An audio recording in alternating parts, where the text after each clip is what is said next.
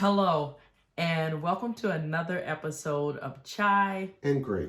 Date Night with the Doctors.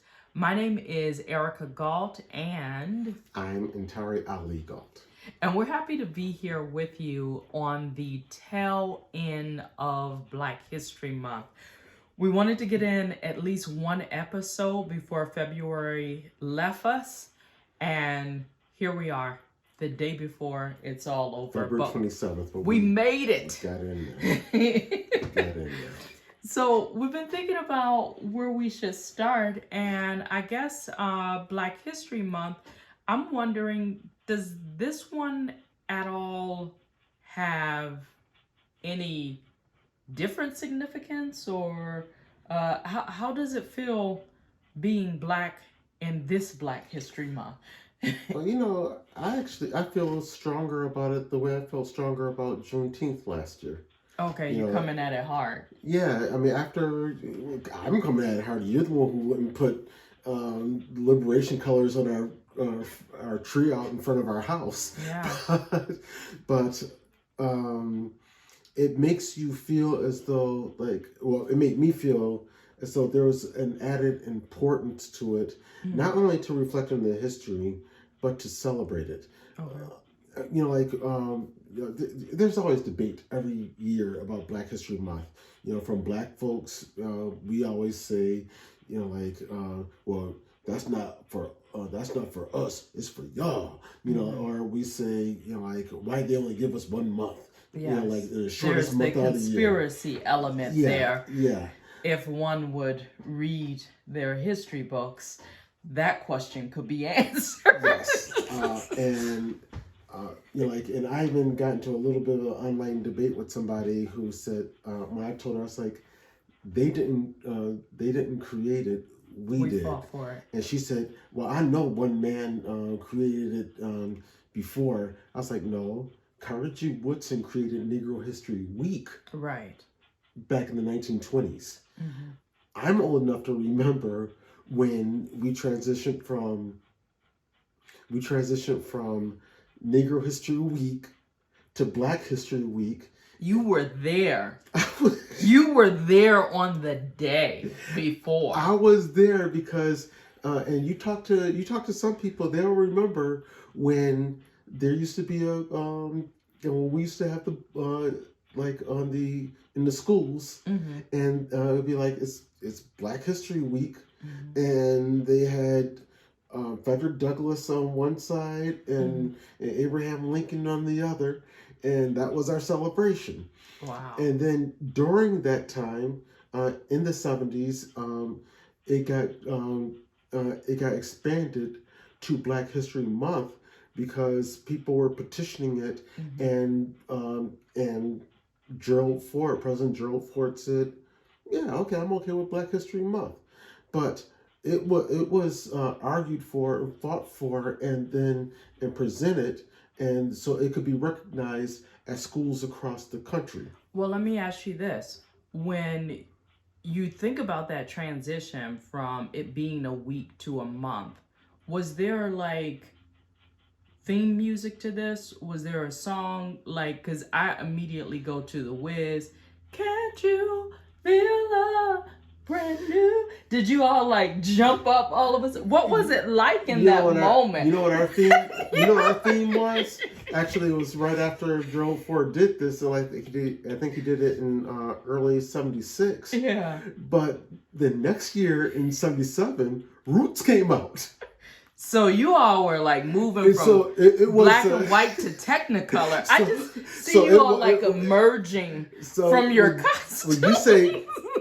When you say theme music, it was the theme of Roots. Right. That was the you could theme hear music. The drums.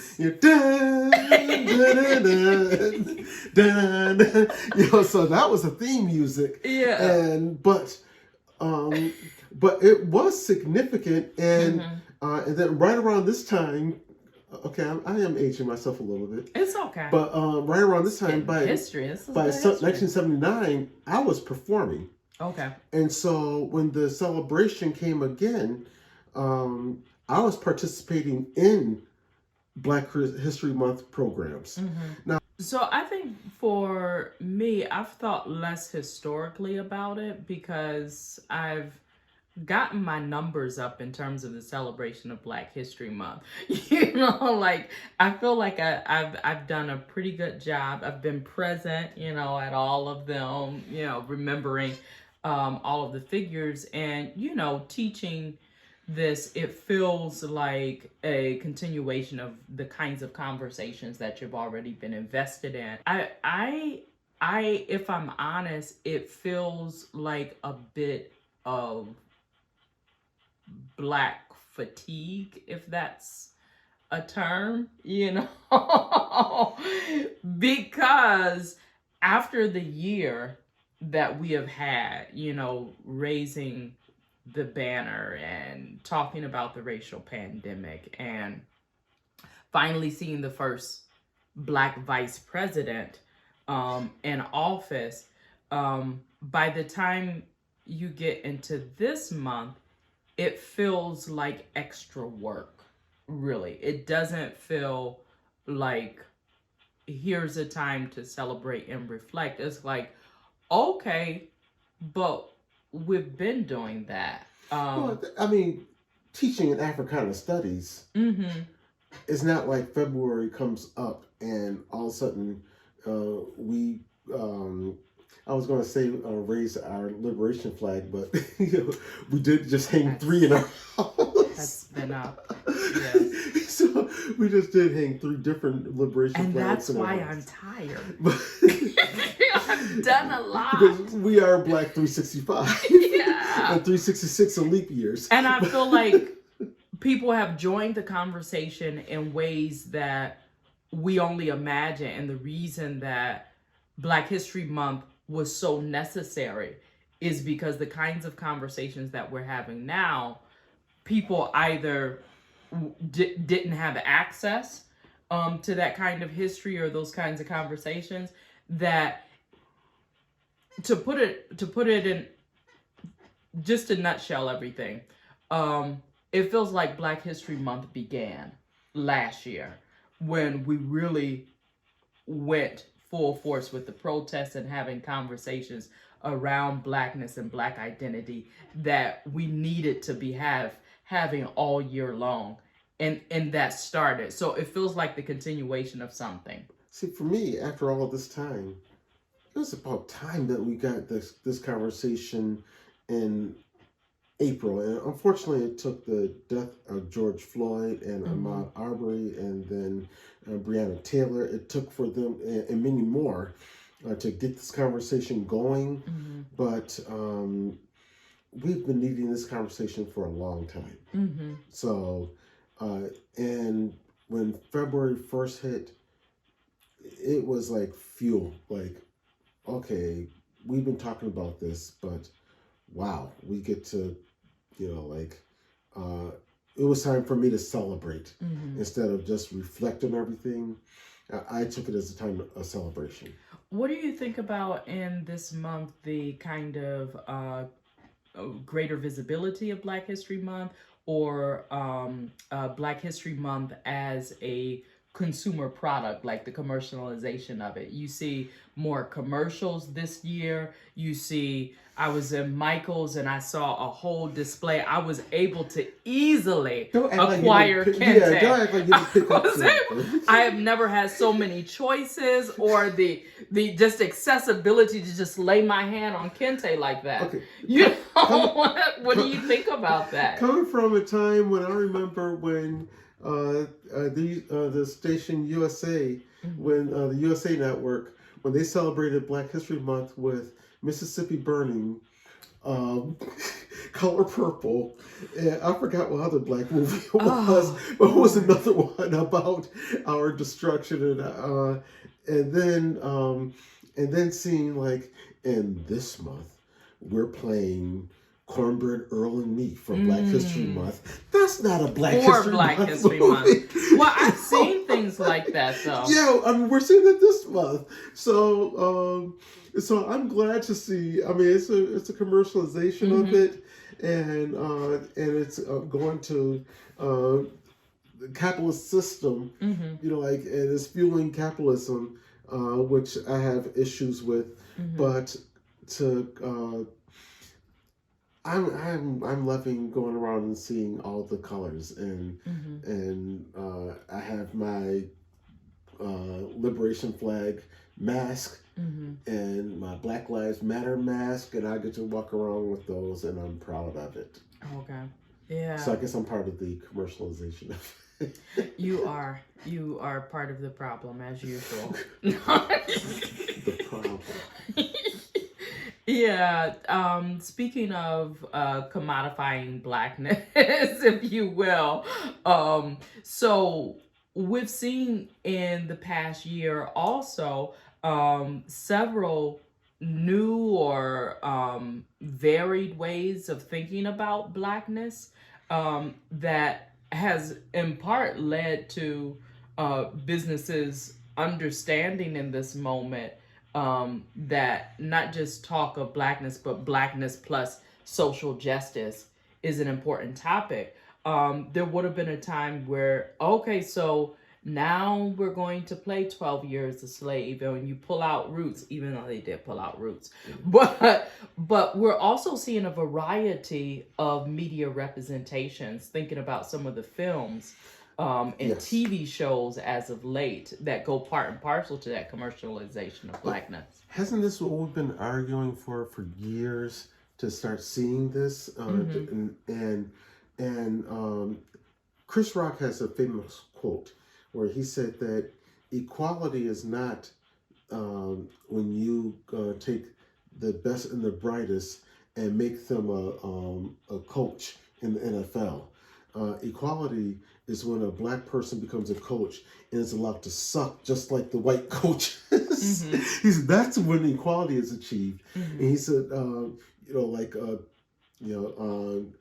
Jackie Robinson and Larry Doby breaking the color barrier in Major League Baseball, which we never hear the name Larry Doby, but they became Hall of Famers. But let's talk about the people who absolutely sucked, who got into the Major League Baseball and ended up out of the league, or they got a contract and he didn't suck, but Bobby Bonilla, where Bobby Bonilla still gets paid like $1 million a year, 20 years after his career is over. But that's when you start achieving equality. So, and in film, the fact that we have so many movies, and I've seen people allow themselves to be critical. I've seen people allow themselves to be critical of Mom Rainey's Black Bottom. They've been critical of Sylvie's Love. They've been critical of Malcolm and Marie. Years ago, they've been like, no, you can't be critical of those because that's our black movie. Yes. Our one black Yeah. movie. And that's support it, y'all. Get out and support the one. The one. No matter what it looked like. Because some of those movies, years and years later, I started putting a critical eye to them, saying that movie was actually kind of bad. We were happy to see ourselves. We were thrilled to see ourselves. You know how I feel about Coming to America. And I realized that, and somebody had online what movie was the big movie when you turned 21. I realized that Coming to America came out the week it hit number one in the box office when I was 21, and my cousin Eric happened to be in town in Buffalo, and we went to see that movie. And you know how much I can't stand that movie now. But I remember when I went to see it, I loved it. I was like, this is the best movie ever. When I went to see it, and so but we get to be critical about some of these movies because we've seen a better brand come out years later. Yeah, and greater variety too. Oh boy. Yes. I mean, they range from contemporary to period pieces to fantasy period pieces like Bridgerton. So it's Bridgerton or Bridgerton. Bridgerton. But they have they actually run the full gambit Mm-hmm. You know, from hip hop to blues. Mm-hmm. So they tell a little bit of everything. So there's an essential question I think in there because we talk about this a lot, like what makes a film a black film, but even beyond that is these questions about black identity and how that has shifted and become so fragmented now that we're looking at multiple examples of blackness, that there Yeah. isn't just one film that's our movie, and it becoming this kind of barometer of blackness, that there are these several wavelengths now on which blackness operates and is identified. Well, one thing I like is, you know, like we keep on saying, we're not a monolith. You and I have, you and I have two different backgrounds. Mm-hmm. You know, we were raised differently. I mean, in some ways, we're a married couple going on 10 years of marriage. We're two different types of black people. Mm-hmm. Yeah, I thought you were gonna say we have two different kinds of movie interests, because I was gonna say yeah, because I like good ones. I was about to say it goes into our movie interests. I'll have to come back for that one. I know. But That's great. But That's fine. But having such a wide range of being able to, like, okay, I love, you know, like, okay, examples: Sylvia's Love and Malcolm Murray. Mm-hmm. Neither one of them were romantic comedies. They were both about a black couple. Those movies were about as far apart as you can get, that you can't even compare them. Mm-hmm. I mean, like, one was a love story. Sylvia's Love was a love story. Malcolm Marie was anything but a love story. And neither one of them were in the traditional kind of vein of black romantic. Well, No. neither was a comedy or a drama, really. Malcolm Marie was a drama. You think so? Okay. Yeah. It was as toxic as a drama as you can get. So the kind of categorizations, I think, have shifted in themselves for where we place black movies, I think. So. Yeah. The one similarity that they did have Mm-hmm. was that they both dealt with classism. Okay. But they dealt with classism from two different perspectives.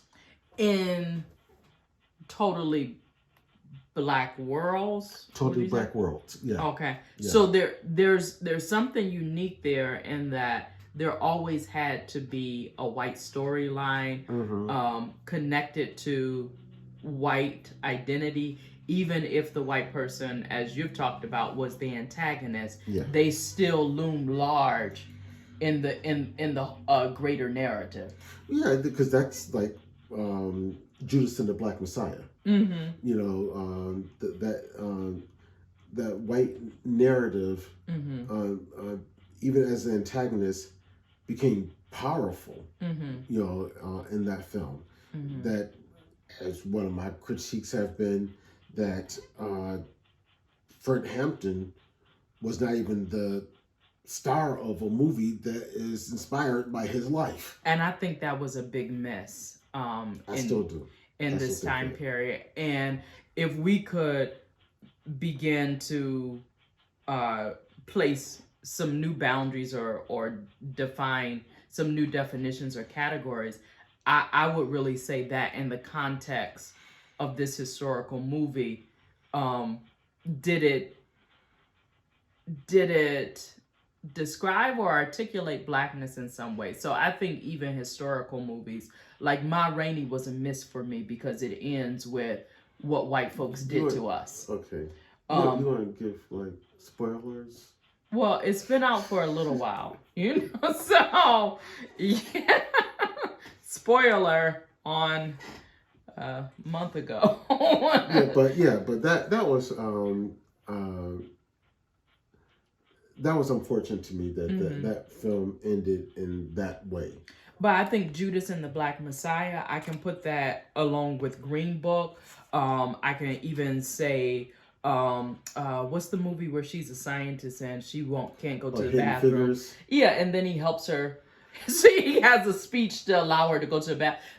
Those just seem staid and very old representations of black stories to I don't me. know if I would put Judas and the Black Messiah over there with Green Book and Hidden Figures. I wouldn't go that far. I would. But Oh, okay, but I have an opinion. because of directors? Are you talking about production? Yeah, I'm talking about directors, but Okay, but okay. also we have to remember that Judas and the Black Messiah had a white screenwriter, Mm-hmm. and Shaka King, the director, did some writing on the story, Mm-hmm. but you still have the basis of the original script, Mm-hmm. and the original script was a white screenwriter. I put them all in the same category because I consider, as you have so astutely articulated to me in the past, I consider the terms under which something was produced. Like, Okay. in order to get this out, Yeah, you're going to need a good white person. yeah. That just Or a how they strong show up. character there. Yeah, and whenever someone is supporting cast in their own story, that's like a metaphor Yeah. for how we have been pushed into the background of so many stories. Once again, we can go back to Straight Outta Compton, and people like celebrated Straight Outta Compton because that was people my age and a little bit younger, but that was a story that we knew. We saw the rise of NWA. Mm-hmm. I don't think that they were this revolutionary group that was presented in the film, Mm-hmm. but the strongest character was Bart Giamatti. Okay. And it was no accident to me that the 2 Oscar nominations for that film went to the white writing team Mm-hmm. and Bart Giamatti Mm-hmm. for was it Bart Giamatti for writing it. Mhm. But for some reason Bart Giamatti sounds wrong.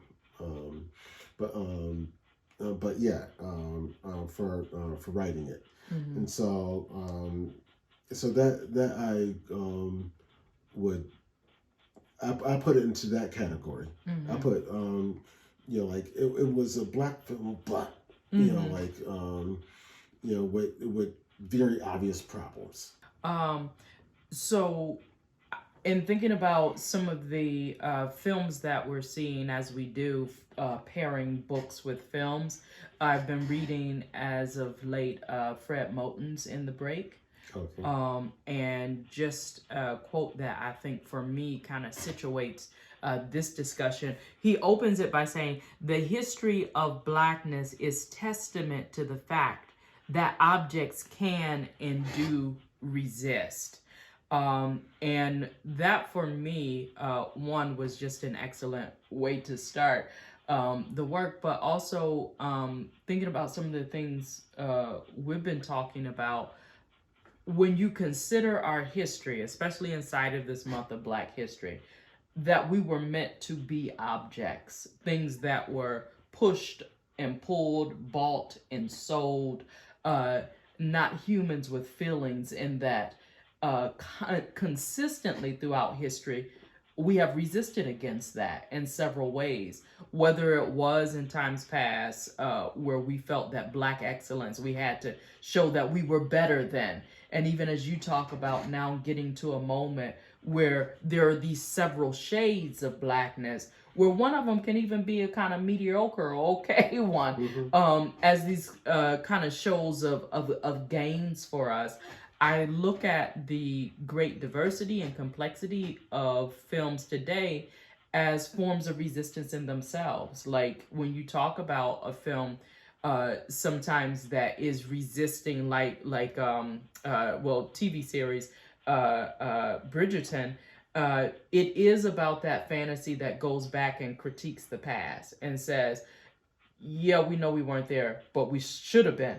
And here's how that would have looked. Can you imagine? So there's something about those kind of objects that I think even interrupt the way we have historically conceived of Blackness, that to be Black is to be the best. When some artists are saying to be Black is to not have to describe in these very overt terms what it means to be Black, where you have a monologue about racism. But I still had, I still had a problem with Bridgerton because it was still cloaked in whiteness. It was still cloaked in Western European. It was cloaked in almost a seat of that controlled slavery. And so I have some problems that we're trying to normalize, just like I did with Hamilton. We're trying to normalize and trying to put a different narrative. Like in Hamilton, they put a different narrative on George Washington and Alexander Hamilton. Slaveholders, slave traders, but those characters were people of color. And then in Bridgerton, we act like that those things that they were not. That the kings, the monarchy of England didn't at that time was not still participating in the slave trade. Well, two things for me regarding that. One, I think of Hamilton and Bridgerton as very different because one is meant to be complete fantasy and takes a portion of that culture that is kind of rooted in the frivolous and superimposes it. So it's fantasy on its face. And I think of Hamilton as a much egregious sin because it says, well, this happened if you think of it like this, like. And they use the actual words in Hamilton. Yeah, that one I have a larger problem with.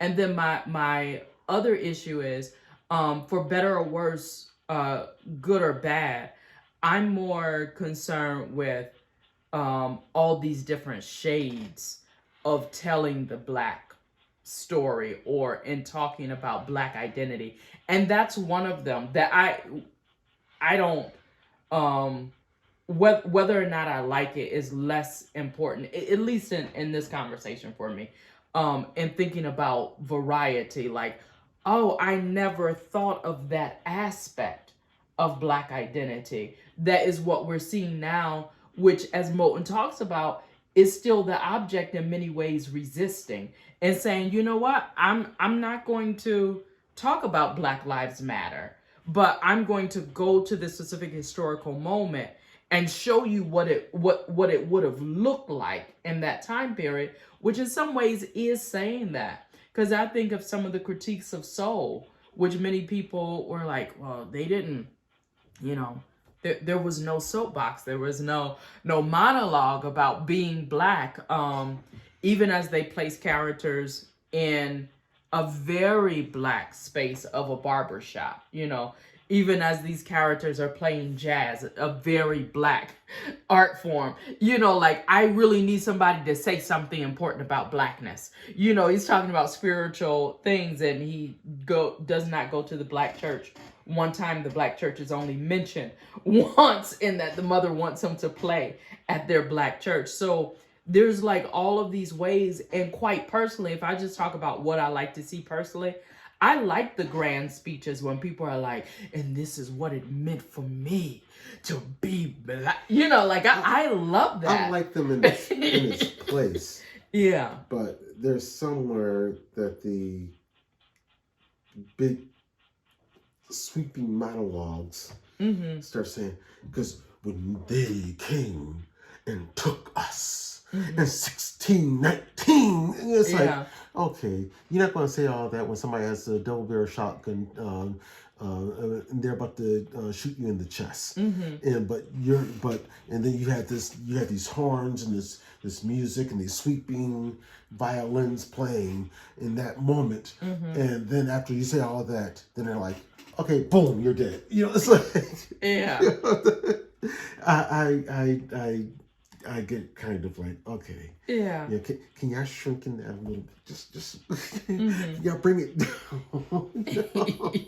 Yeah. So that's a good place for us to stop. Thank you so much for joining us. Check out our next episode And if you like what you see, please subscribe. And you subscribe to us on YouTube at Entari Ali Galt. And that's our YouTube channel. Thank you very much. Peace.